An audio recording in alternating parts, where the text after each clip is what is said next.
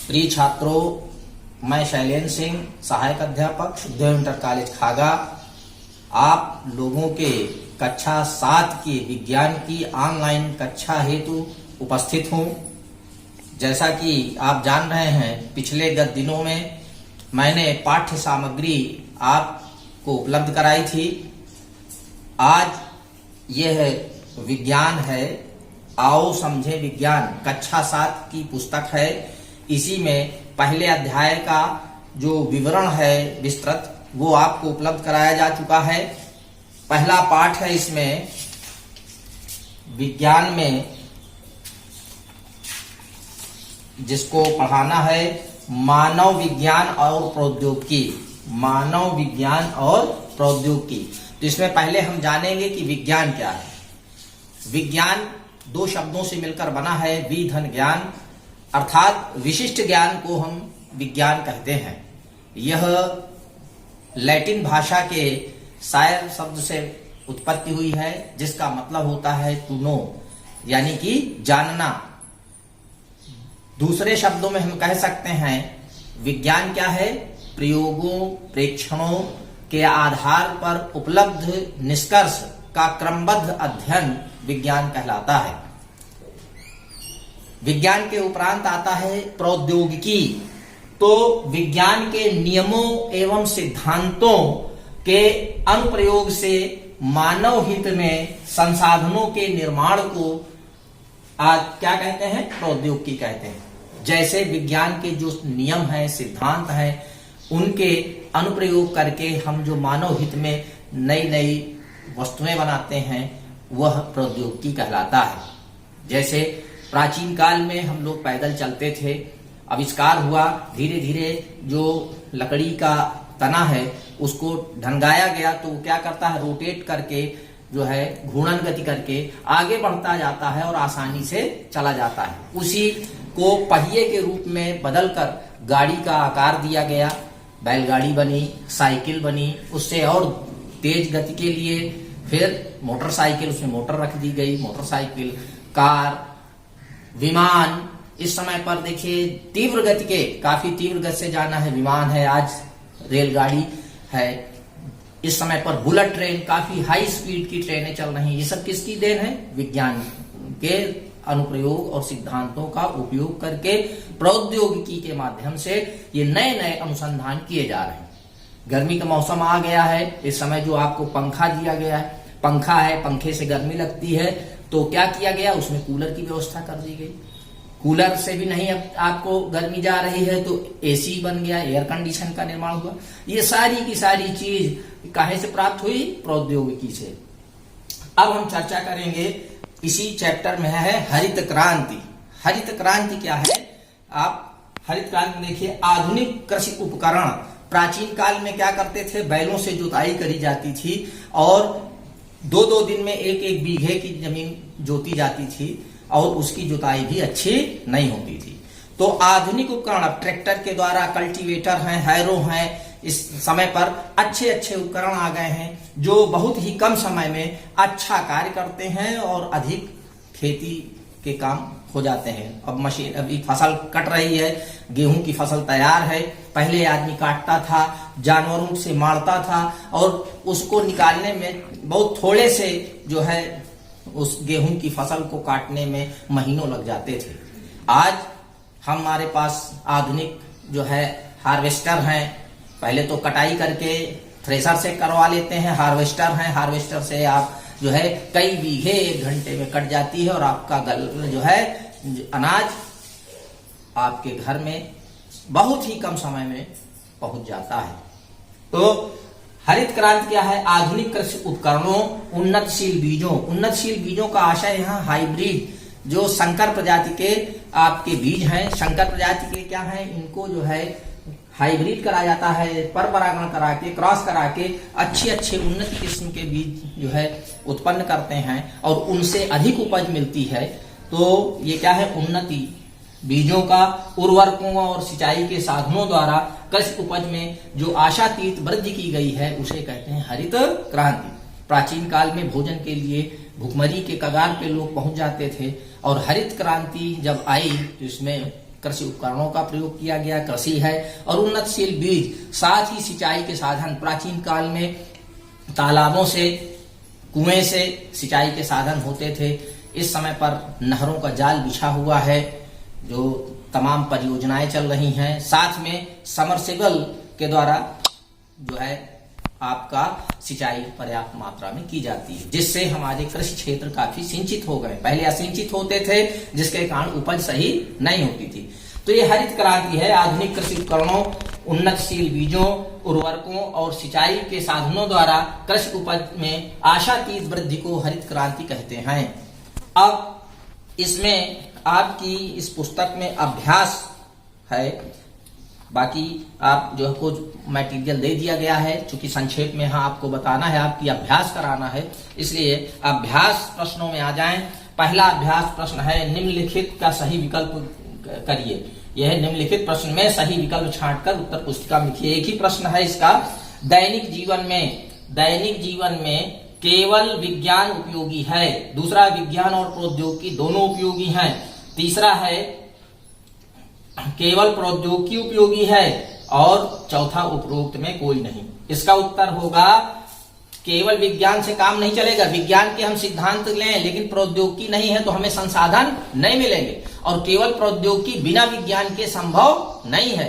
इसलिए कौन सा प्रश्न का उत्तर सही है? विज्ञान और प्रौद्योगिकी के उपयोग दोनों का होना अनिवार्य है, तभी विकास होगा। दूसरा प्रश्न है, निम्नलिखित कथनों में सही और गलत का चिन्ह लगाना है। पहला है का व्यवहारिक विज्ञान को प्रौद्योगिक कहते हैं। का वाला प्रश्न है, व्यवहारिक विज्ञान को, जो हम व्यवहारिक विज्ञान है इसका उपयोग हम किस में करते हैं? प्रौद्योगिकी में। तो इसका मतलब क्या है? ये सही है। दूसरा है, प्रौद्योगिकी द्वारा प्राकृतिक संसाधन को अनुपयोगी संसाधन में बदला जाता है। प्रौद्योगिकी का एक कार्य नहीं है कि प्राकृतिक संसाधन जो है उनको अनुपयोगी करें। यह है प्रौद्योगिकी के द्वारा क्या हुआ? अनुपयोगी पदार्थों को सही पदार्थों में बदलना ही प्रौद्योगिकी है। इसका मतलब ये क्या है? गलत है। तीसरा गा है, प्रौद्योगिकी और विज्ञान में कोई संबंध नहीं है। बिना विज्ञान के प्रौद्योगिकी का विकास नहीं हो सकता। इसका मतलब ये भी गलत है। तीसरा है, पर्यावरण संतुलन बनाए रखने के लिए जनसंख्या पर नियंत्रण आवश्यक है। निश्चित रूप से जितनी जनसंख्या बढ़ेगी उससे हमारा पर्यावरण प्रदूषित होगा।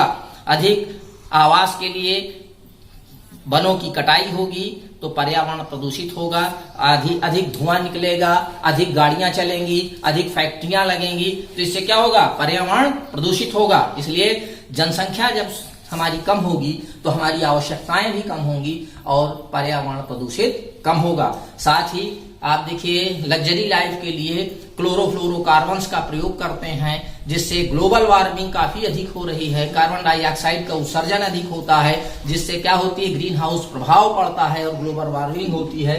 इसलिए ये जो है प्रौद्योगिकी पर्यावरण संतुलन बनाए रखने के लिए जनसंख्या पर नियंत्रण आवश्यक है, बिल्कुल सही है।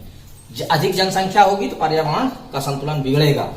तीसरा प्रश्न है, खाली स्थानों को कोष्ठक में दिए गए सही शब्दों से अभ्यास पुस्तिका में लिखिए। शब्द हैं क्रांति, सुधार, आश्रित और प्रौद्योगिकी। इनको मैंने भर दिया है, आप देख लीजिएगा। विज्ञान के नियमों एवं सिद्धांतों को क्या कहते हैं? प्रौद्योगिकी। ये पहले लिखा हुआ, विज्ञान के नियमों सिद्धांतों के अनुप्रयोग को प्रौद्योगिकी कहते हैं।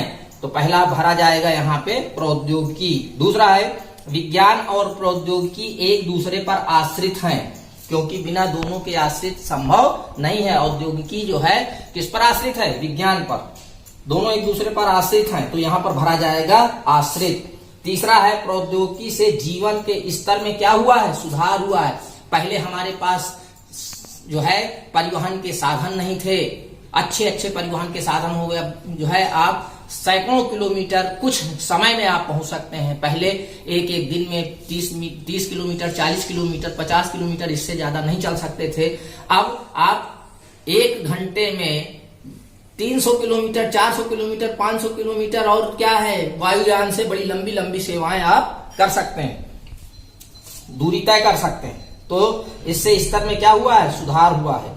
अगला है, प्रौद्योगिकी के विकास से कई क्षेत्र क्या हुए हैं? क्षेत्र में क्रांति आई है। 6 क्षेत्रों में क्या आई है? क्रांति। क्रांति का मतलब हो जब डेवलपमेंट हो तो उसे क्रांति कहते हैं।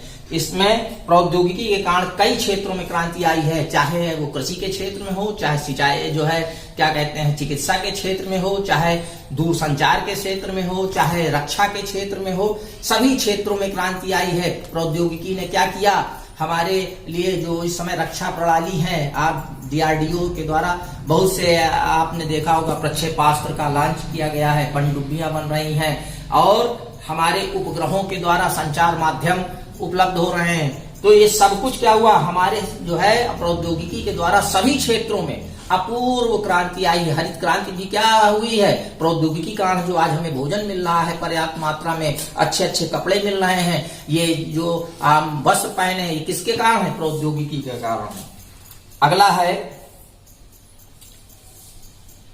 चौथा प्रश्न, कालम का और कालम खा के वाक्य का मिलान करना है। कालम खा में है विज्ञान के नियमों एवं सिद्धांतों का अनुप्रयोग। पहला क्या है? विज्ञान और इसका जो है अनुप्रयोग क्या कहलाता है? प्रौद्योगिकी कहता है। ये यहाँ पर पहले भी लिखा है, विज्ञान और एवं उनके सिद्धांतों का अनुप्रयोग क्या कहलाता है? प्रौद्योगिकी कहलाता है। दूसरा है कृषि उपज में आशातीत वृद्धि क्या कहलाती? हरित क्रांति है। क्या कहलाती है? हरित क्रांति। पहले है प्रौद्योगिकी अपनाने से।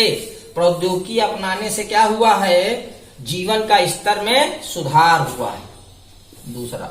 तीसरा है कृषि के आशातीत वृद्धि हरित क्रांति के कारण हुई। किसके कारण हुई है? हरित क्रांति के कारण। और चौथा है ईमेल।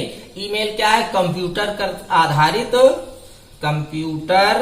आधारित संचार की युक्ति है।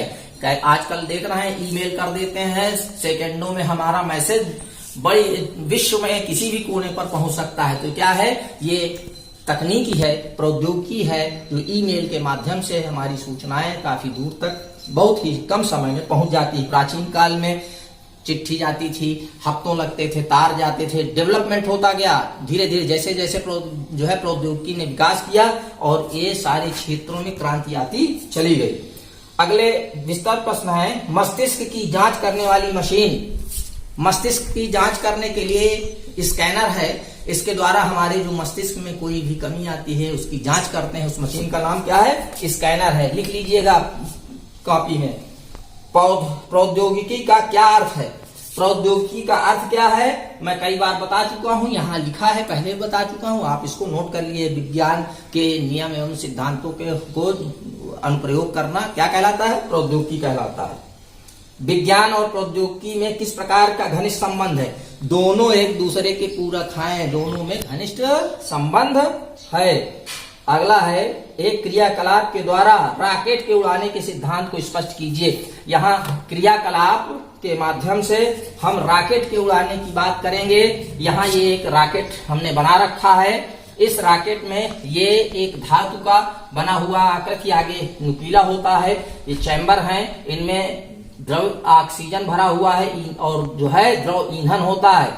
यहाँ पर जो है दहन कक्ष है, स्पार्किंग होती है, चिंगारी निकलती है और ये दोनों गैसें जब यहाँ मिश्रित होती हैं, चिंगारी निकलती है तो इसमें आग लगती है और तेजी से ये गैस नीचे निकलती है। और न्यूटन के तृतीय नियम, क्रिया प्रतिक्रिया का नियम, प्रत्येक क्रिया बराबर किंतु विपरीत दिशा में प्रतिक्रिया होती है, उस नियम का अनुपालन करते हुए जितनी तीव्र गति से नीचे इसमें गैस निकलती है, धुआं निकलती है, तो वो गैस क्या करती है? उसी गति से इसको ऊपर की ओर धकेलती है।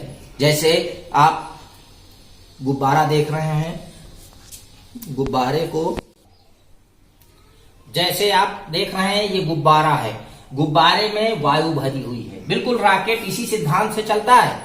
इस गुब्बारे में वायु भरी हुई है, जब हम इसको यहां से छोड़ेंगे तो तीव्र गति से वायु नीचे की तरफ जाएगी और यह वायु क्या करेगी? बड़ी ही तीव्र गति से इस गुब्बारे की ऊपर की तरफ धकेलेगी। किस नियम के हिसाब से? न्यूटन के गति के तृतीय के नियम के अनुसार। देखिएगा आप लोग कैसे छोड़ते हैं। हम इसको छोड़ेंगे, ये क्या हुआ? ये तेजी से ऊपर गया, गैस नीचे जाती है और गुब्बारा ऊपर से जाता है। तो ये द्रवित ऑक्सीजन जो है यहाँ पाइप के माध्यम से यहाँ पर आती है और द्रव ईंधन जब दोनों मिलते हैं और यहाँ पर स्पार्किंग होती है, स्पार्किंग होने पर यहाँ पर गैस निकलती है, तीव्र गति से गैस पीछे की तरफ जाती है और जिस गति से पीछे की तरफ जाती है तो ये गैस क्या करती है, इस रॉकेट को आगे की तरफ धकेलती है और यह रॉकेट ऊपर की तरफ तीव्र गति से चला जाता है। यही रॉकेट का सिद्धांत है। ये किस नियम पर आधारित है? न्यूटन के गति के तृतीय नियम पर आधारित है। अगला है प्रौद्योगिकी की सफलता किन बातों पर निर्भर करता है? प्रौद्योगिकी की जो सफलता है वो हमारी जो है विज्ञान के नियम और सिद्धांत जितने ही सही होंगे उतने ही हमारी प्रौद्योगिकी और टेक्नोलॉजी जो है डेवलप करेगी और सफल होगी। आप इस सारी प्रश्नावली को आप अपनी अभ्यास पुस्तिका में नोट कर लें। कल दूसरा अध्याय प्रारंभ करेंगे, पदार्थ की संरचना एवं प्रकृति। शेष जो है अगले टर्म के लिए। जय हिंद।